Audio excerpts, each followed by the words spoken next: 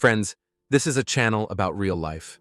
No sugarcoating, no lies, only men's stories full of struggle, betrayal, and loss. It's about those who life knocked down, but who still found the strength to rise and keep going. If you seek honesty, strength, and inspiration, you're in the right place. His name was Michael.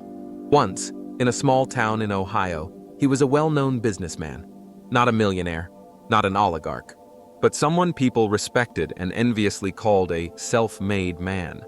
He had his own construction company, a team of a few dozen employees, a house with a fireplace and a veranda, a wife named Sarah and 2 children, a son and a daughter. Michael believed he had built his American dream with his own hands.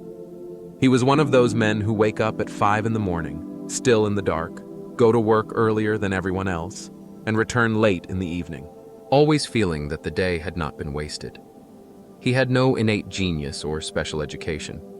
He finished a regular college, worked a few years in construction, then saved money, took a risk, and started his own business. He had the mind and courage to move forward when others were afraid. And for many years, everything went well. But life always has unexpected blows. It began with a financial crisis. Markets collapsed. Banks tightened their rules. Loans became unbearable. Michael fought like a lion to keep his company afloat.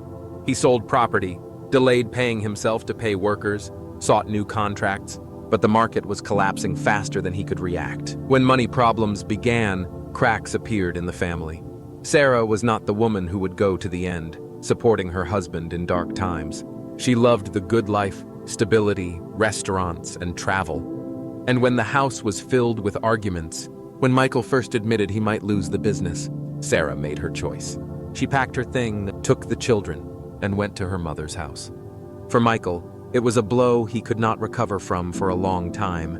He sat in an empty house, still smelling her perfume, where the children's toys stood, and could not understand.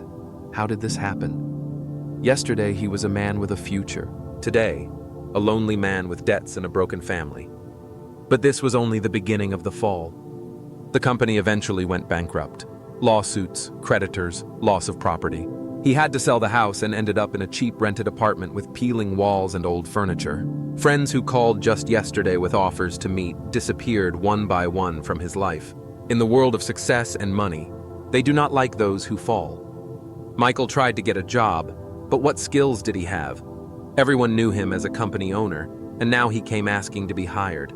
Many looked at him with ridicule. "You were a boss and now you're ready to carry cement?" His proud character would not allow him to humiliate himself, but reality left no choice. He tried working on construction sites, but he had less strength than 20-year-olds. Moreover, he suffered from chronic back pain, a consequence of years of physical labor. He snapped over small things, became harsh, and soon was fired from one job after another. Over time, Michael began to lose not only money, but also faith in himself. He started drinking. First, beer in the evenings to fall asleep. Then, a bottle of whiskey every other day.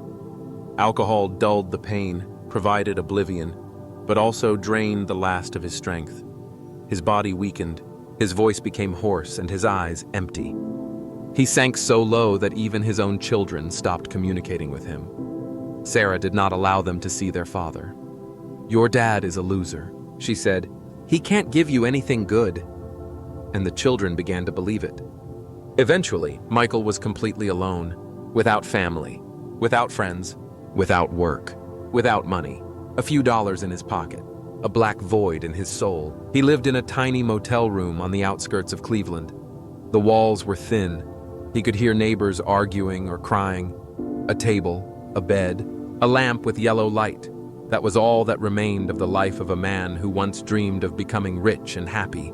Sometimes he spent hours staring out the window at the night city, where car lights flickered, and thought, "Why am I still alive?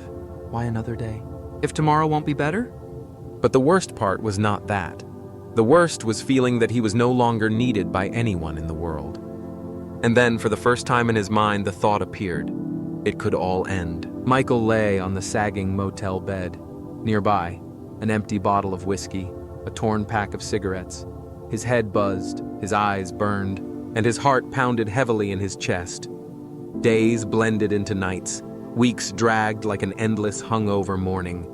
One evening on a bridge, he heard a voice. "Hey friend, are you okay there?" It was a homeless man. His words, simple but kind, stuck in Michael's mind. Those who decided to go down do not look as alive as you do right now. For the first time in a long while, Michael felt a spark. Maybe not all is lost. He started with small steps. He poured out the remaining alcohol, began taking walks, attended a support center for people struggling with addiction. There he realized he was not alone. People listened to him, responded to him. It was the beginning of a new life. Michael found a job as a warehouse worker at a building supply store. It was hard physical labor, but he held on. Every day, morning runs became his ritual. His body strengthened, his mind cleared, his heart beat steadily.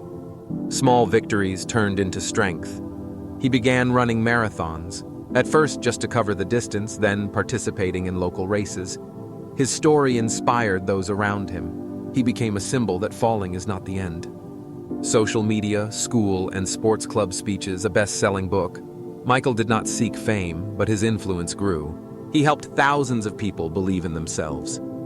The final peak came in New York, a large hall, thousands of listeners. He stood on stage and said, "True strength is not in never falling. True strength is in rising after the fall." His words touched the hearts of people. The book sold by the thousands, and Michael found true wealth, life, and the ability to change others.